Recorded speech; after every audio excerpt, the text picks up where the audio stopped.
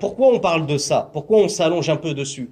Parce qu'il y a des personnes, lorsqu'il se produit quelque chose dans leur prière et qu'ils veulent signaler qu'il s'est produit quelque chose, eh bien ils vont tout sauter, ils vont faire pour signaler aux personnes, par exemple, comme il a dit Moussa, tu vois un petit garçon qui est là, qui s'approche dangereusement du feu, il y a des personnes qui vont faire pour distraire, pour faire peur à ce petit garçon. Mais ça, ce n'est pas ce qui est recommandé de faire. Pourquoi? Parce qu'on a vu qu'il y a des savants qui ont dit que soit ça annule ta prière, si c'est fait sans raison, soit même si c'est fait avec raison, ça annule quand même ta prière. Qu'est-ce qu'on doit faire dans ces moments-là? Lorsque quelque chose survient dans notre prière et qu'on veut avertir l'attention, qu'on veut attirer l'attention des gens. C'est quoi la sunna? Hein? C'est un tasbih. On doit dire subhanallah. C'est ça qui est recommandé de faire. Et c'est ça que le messager d'Allah sallallahu alayhi wa sallam a fait et nous a ordonné de faire. Et ça, on va le voir, incha'Allah. Hein?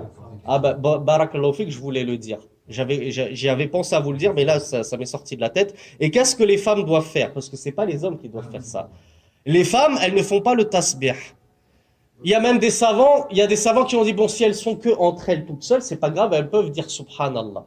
Mais il y a des savants qui disent que même si elles sont toutes seules entre elles, et a fortiori, si elles sont en présence d'hommes, comme il est indécent pour une femme d'élever sa voix comme ça en présence d'hommes, qu'est-ce qu'elle doit faire à la place de faire le tasbih subhanallah s'il se passe quelque chose qu'elles ont vu et que l'imam n'a pas vu? Elle tape dans les mains.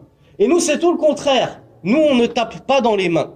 Pour ça que vous entendrez peut-être certains savants dire il ne convient pas à l'homme lors des cérémonies de taper dans les mains.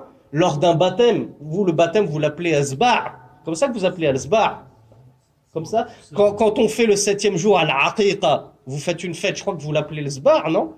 Ou sabah, aqiqa. Vous faites une fête, je crois que vous l'appelez l'asba', non? Ou sabah, je sais pas comment vous l'appelez.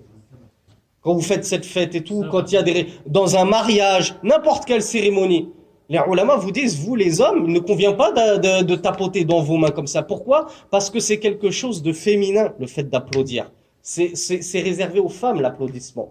Nous, les hommes, on est viril, on n'applaudit pas dans les mains comme des femmes, on dit subhanallah. Et si vous voulez exprimer votre réjouissance pendant une festivité, faites un takbir.